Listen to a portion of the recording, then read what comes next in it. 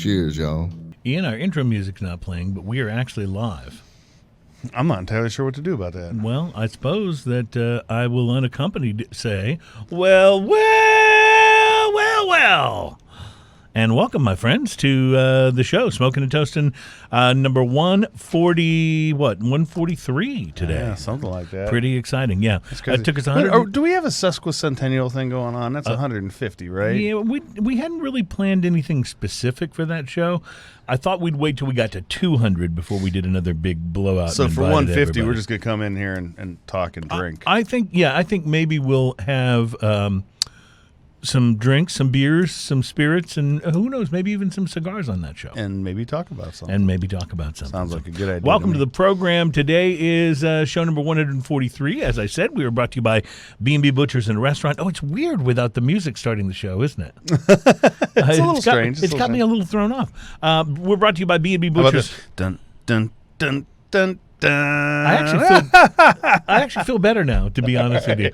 We're brought to you by B&B Butchers and Restaurant at 1814 Washington Ave in Houston, and in the shops at Clear Fork in Fort Worth, BB Italia on Memorial in Houston, and BB Lemon on Washington Ave, and a brand new location coming soon. So very excited to have those guys as our sponsors. Want to say a quick special thanks to our special guest last week, Backfish Brewing, we had on the show. We had Mr. Caleb Wilson on. He was a lot of fun. The man, yeah. And, it was amazing because he came on. He'd only been working there for, what did he say, a month? Mm-hmm. And he'd only been working there for a month. He's pretty knowledgeable. And they threw him to the dogs. Threw him right. Yeah, you go do the show. They're like, I've seen that show. We're not going on. Yeah, but you know what he did? He put the new guy on. Being the wise man that he is, he brought really good beers. Yeah, that was really, actually quick. Really I'm actually having one of their beers today for a show that's beer. your show beer. We call it a show beer when it's not necessarily one of the ones that we're sampling, but we may have one just to get started. Just wetting the whistle during the show. Wetting the whistle. What are you having over there? It looks like a Sam Adams. I'm having a Sam Adams Boston Lager, supporting one of the original craft. You know what's wrong with that? What? Absolutely not a nothing. Darn thing. Absolutely nothing. Yeah, you got that right. I enjoy the Sam Adams Boston Lager. I really do. So on today's show, it's a trend. We've talked about it, and it's a pretty exciting one, I think. This whole trend towards lighter craft beers. Mm-hmm. Now, don't get me wrong. I love me some non-light craft beer. It's not going to stop me from drinking barley wines. Yeah, but there does come a time when you're looking for something a little bit lighter. It's summertime, it's warm, and you think, man, if I'm going to have a few, I really could stand to not take in all those calories and also have maybe something a little more sessionable or crushable, as the kids say. And by that we mean a little less alcohol content. Yeah, a little less alcohol content, a little lower calories, and something that maybe it's easier to drink for the entirety of an afternoon if you're out in the park or floating on the river like I like to do. Exactly. So hanging out by the pool. So not only will we be talking about that, because there's all kinds of articles and stuff cropping up about those things, but we'll also be we'll be tasting one of those, and I'm really interested to see how you react to this one. One of our beers today is from Spindle Tap Brewery, right here in our hometown of Houston, Texas. We've had them on the show. They have a new beer out called 5% Tint. I love that name, by the way. Yeah, it's 5% Tint. It's a 5% ABV hazy IPA. Nice. And that was something I wasn't sure you could even do.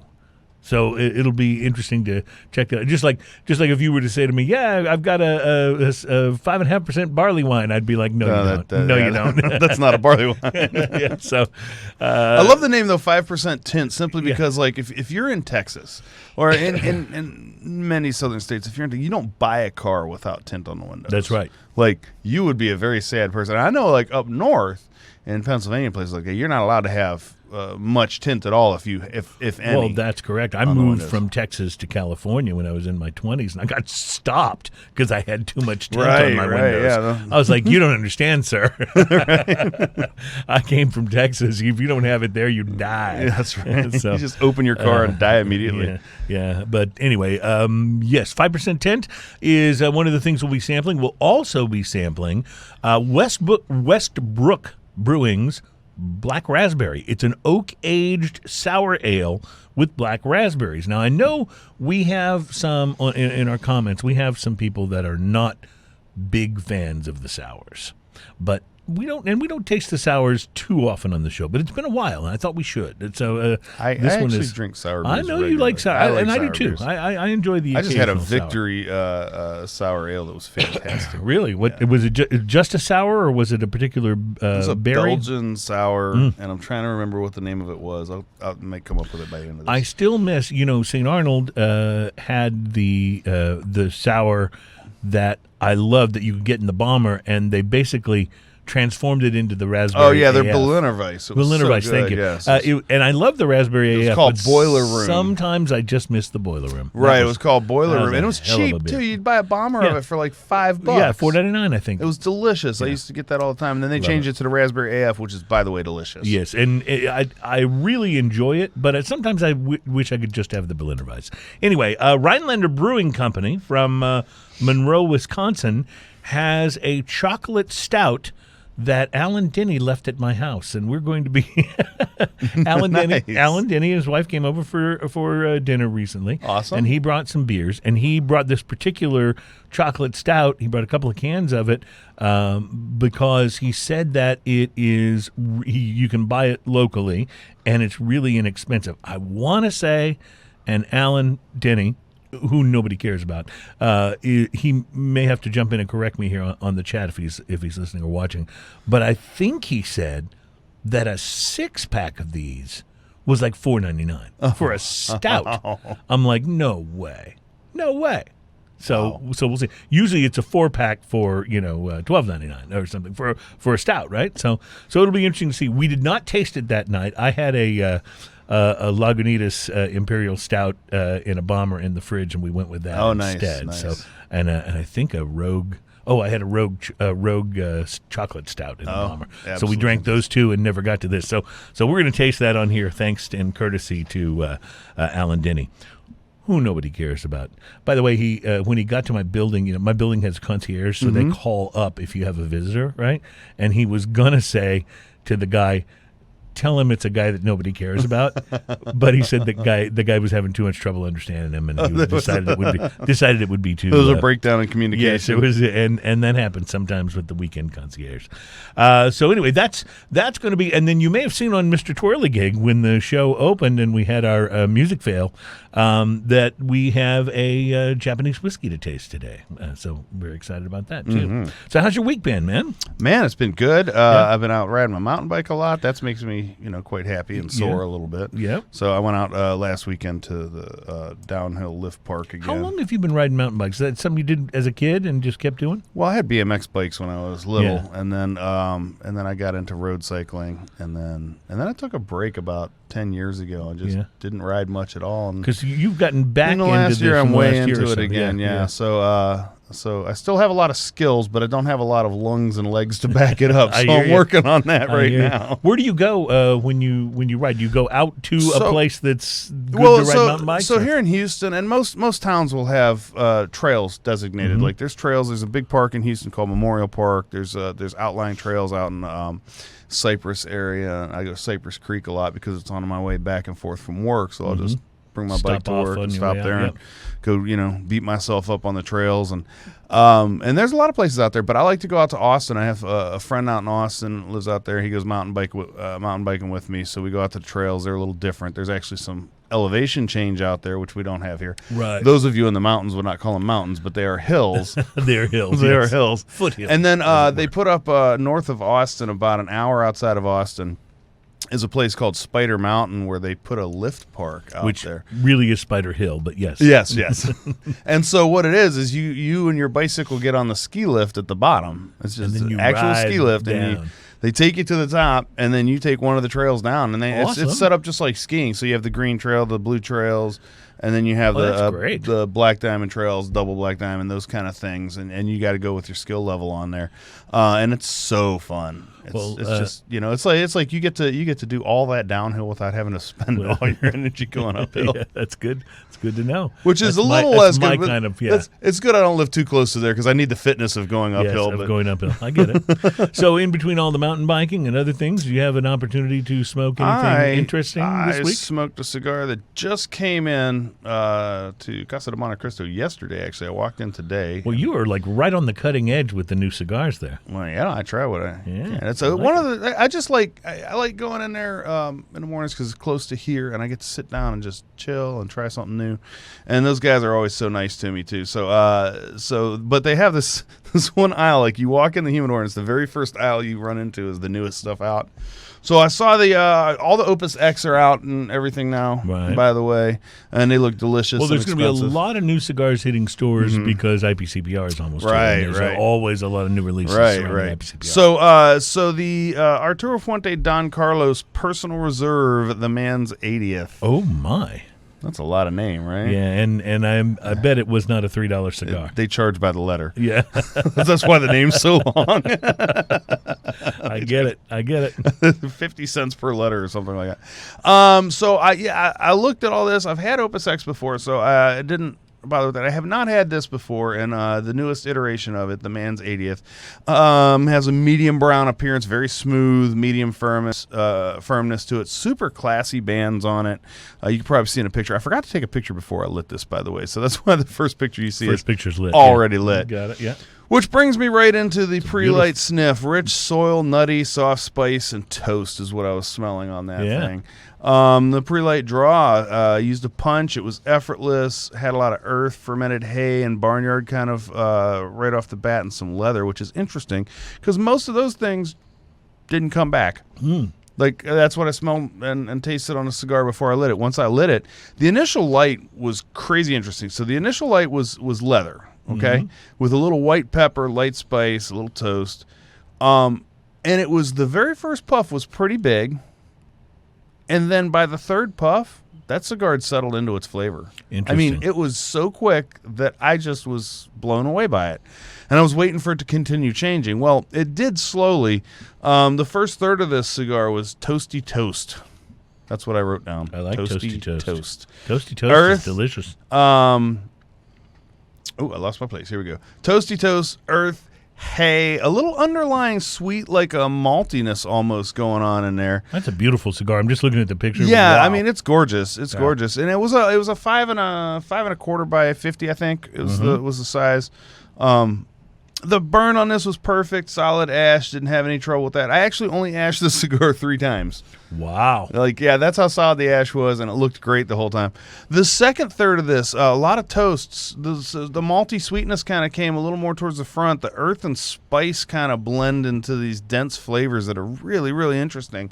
And it had an underlying pepper through there, just a little bit, just enough to make it interesting and go, there, it's still there. And then there was a cedar, like towards the end of that second third, this cedar flavor started sneaking in a little bit that I hadn't picked up on before. Right.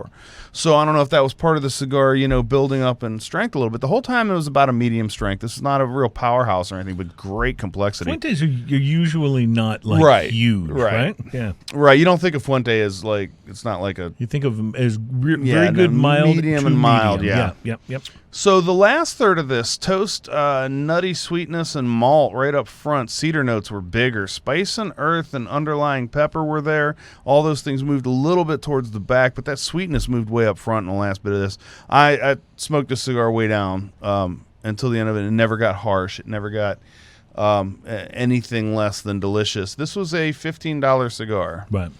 It was worth every penny of $15. Oh, I love hearing that.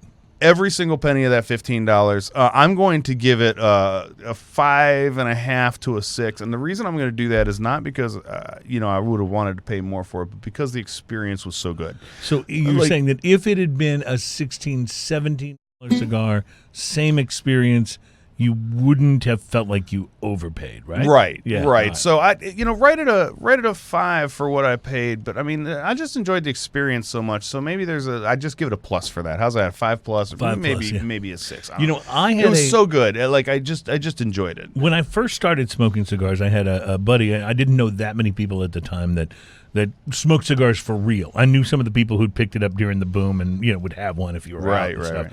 But one of the first real cigar buddies that I met, the guy that lives in California, but had lived for a while in the Boston area, and he loved the Arturo Fuente Don Carlos so much that he would go to the little smoke shop that was down right off of Boston Common, and when he was in Boston, and buy boxes of it and take them home. Like boxes. I'm talking 5-6 boxes and take them home with him. And it's not an inexpensive cigar. So I mean, he was laying out the cash, but that's what he loved to smoke. And I guess close to where he lived in California, he had trouble finding them. So he would stock up on them whenever he was I will tell you this. This is the perfect example of what a $15 cigar should be. It is so good and so quality. The burn was perfect. The construction. I mean, there was nothing about this cigar that wasn't in that price range. You know. Well, I want to talk about a cigar today, and I want to just say that since when we first started the show, we were audio only, and then a little ways in, we added video. We started streaming the show live on Facebook as well as putting it up on YouTube, so people can watch it after. And of course, you can watch it on Facebook after if you see the post or whatever. And then as we went, we thought, well, there's got to be some more interesting visual things that we can show than just, you and me sitting in front of a microphone for the whole show. So that's where ideas like Mr. Twirligig came from. And, one of the things that we started doing was when we would smoke the cigars that we were going to talk about on the show that week, you and I would both try to take photos as we smoked and be able to put them up. So it just makes things a little more interesting. Makes the visual aspect of it. Hopefully we're still great audio, but Right. Well, so the cigar I want to talk about this week, first of all, Adam, who's our producer, Adam's my stepson, he came over to the house for dinner last week, and he brought me a cigar that he bought for me when he was in Washington, D.C. at Georgetown Tobacco. And like a lot of shops, Georgetown Tobacco has some of their own house brand cigars that'll be made by different cigar makers, and they do that at Stogie's, they do that in a number of different places. And this is one that Rocky Patel made exclusively for Georgetown Tobacco. So we smoked after dinner, and I had the cigar, but I wasn't thinking that I would choose it to talk about the show. When we lit it up, we were just, we had dinner, we were having drinks. I was like, I'll smoke this. This looks great. So anyway, I didn't take pictures. But then it was a really interesting cigar. So I decided I really did want to talk about it on the show, but now I had no photos, right? So since I don't have pictures of the cigar, I've brought along some pictures to take the place of what I would normally be showing you while I, talk about the cigar. I can't wait to see this. So the first one, this is a picture of the cigar band. At least I saved that. It's the Caucus, Rocky Patel Caucus, which makes sense for a place that's my stubby fingers holding the Caucus band because it's no longer. Is that like a row of buildings there? Yeah, it's like a row of buildings, like D.C. row houses or Georgetown townhomes, brownstones, whatever, and that makes sense because it's a cigar that was done specifically for a shop in D.C. So Caucus, that's a political word, so it makes sense. So picture of the cigar band. At least I saved that. This is a picture of a dog flying a plane. That's amazing. Yeah. Again, I would prefer to be showing you, maybe like the first bit of the burn. Is this alluding to what it felt like to light this cigar? Like you could read that in if you want, or it could be just completely random. It could just be a dog flying a plane. Here's one of a really cheesy Avengers toy knockoff, the Incredible Fella. The Revenge from the Revengers. You talk about being too cheap to pay the licensing. Yeah. Hey, Tommy, I couldn't find that Incredible Hulk that you wanted, but here's the Incredible Fella. It looks like they went somewhere between the Hulk and the Rock on the face. Yeah, exactly. Here's a photo of some guys trying to pull a steer out of a public fountain. Oh, yeah. That's pretty interesting. I can see that happening. Yeah. And here's a box of Spider-Man tissues where it looks like the tissues are coming out of Spidey's butt. That's a classic Spider-Man pose, and it definitely looks like the tissues are coming out of Spidey's butt. Someone didn't follow through on the design idea completely before They could have just rotated that picture 45 degrees and fixed that problem. Yeah, they totally could. And finally, here's a group of Ronald McDonald's dancing outside a KFC.